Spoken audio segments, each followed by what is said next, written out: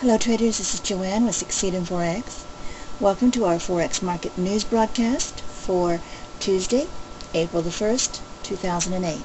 The headlines out of Switzerland this morning read, "Dollar still plagued by U.S. data, UK inflation to trigger rate cut." Despite the recent strength of the dollar off its lows, U.S. economic data continues to plague the greenback as traders look forward to much anticipated ISM manufacturing and non-farm payroll reports on Friday. There will be particular focus on Fed Chairman Bernanke's testifying before the Congressional Joint Economic Committee on Wednesday. Traders will listen to the chairman's views on the economy as well as his outlook for the remainder of the year. The British pound is facing challenges of its own, as the House of Commons Treasury Select Committee's assessment of the UK economy is not as optimistic as originally thought, due to continued spillover effects from the credit market crisis and inflation concerns. The CPI is expected to come out at 3%, which is what is triggering the market's expectation of an 80% chance of a rate cut on April the 10th.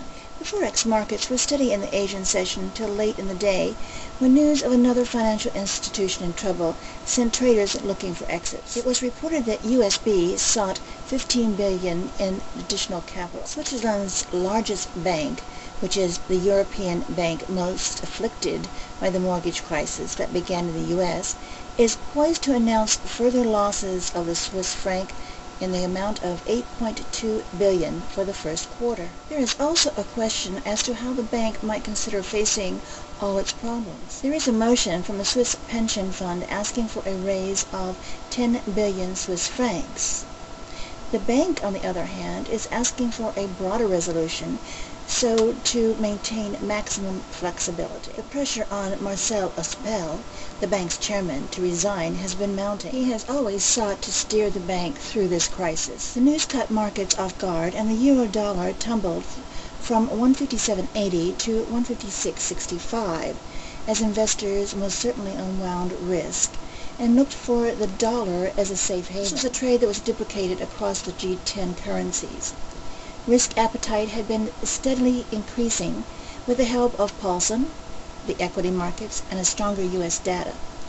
But it looks like in the short term, the credit crisis has created a risk-averse environment. In Japan, the Tankan survey was overall weaker than expected, falling to a 4-year low in the first quarter. The biggest drop was in the capex, where capital spending. After the release, a Japanese spokesman said that the report would not change the government's forecast, as it still expects the economic recovery to stall. In Australia, the RBA left its benchmark rate at 7.25% as widely expected. But it was the accompanying statement which moved the Australian dollar to lower levels. It read, "The tightening in financial conditions has been substantial, and inflation will remain high in short term but decline over time." This had clear overtones of prudence and was less hawkish than the past two statements. Consequently, traders sold the Aussie as the probability of another rate hike decreased.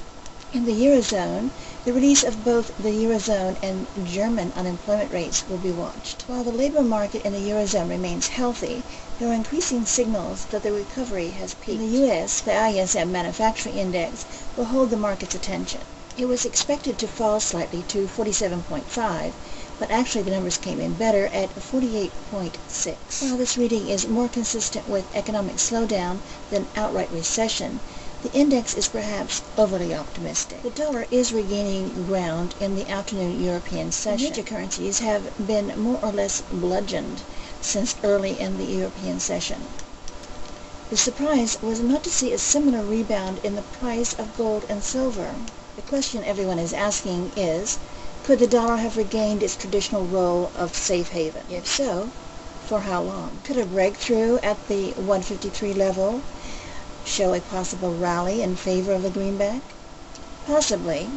Consider the commodities. Oil, copper, aluminum, zinc, and lead have all lost ground recently. Furthermore, the speculative net long position in gold declined to its lowest level since the beginning of 2008, tumbling to 8.5%. The reason for this significance is that recently the commodity markets has seen an important inflow of investors which have helped these same commodities to gain in price. These investors have now become the prominent players in the market. As important hedge funds started to unwind their positions, notably in commodities over the past few weeks, investors followed suit, sending the prices of these commodities reeling. It should be noted that the short-term dashboard of these same investors is made up of the U.S. dollar. The sell-off clearly prompted a revival of the dollar as a refuge against a position of investments like these commodities. The dollar could also gain support from the poor footing of the euro and the pound.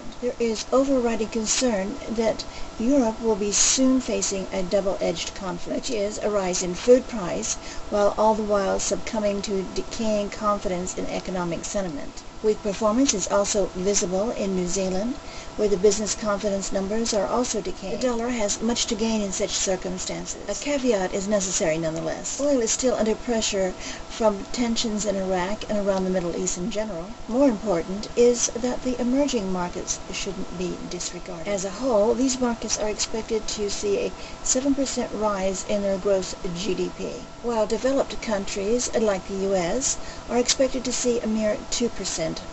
It is recognized that the consumers in these emerging markets are the main driving force in world consumption. There is a lesson to be applied here. Bull markets last longer than bear markets. If this proves to be true in our present situation, the dollar could still have some rough days ahead. This concludes our news for today. We hope you are finding it beneficial in your trade. Before we sign off, we would like to invite you to visit our website at www.succeedinforex.com. There you'll find information about our Traders Training Center, where our motto is Traders Helping Traders Succeed in Forex. And also you'll find a link to our Yahoo forum, which is also called Succeed in Forex. Have a great trading day. Make lots of pips. Happy pipping.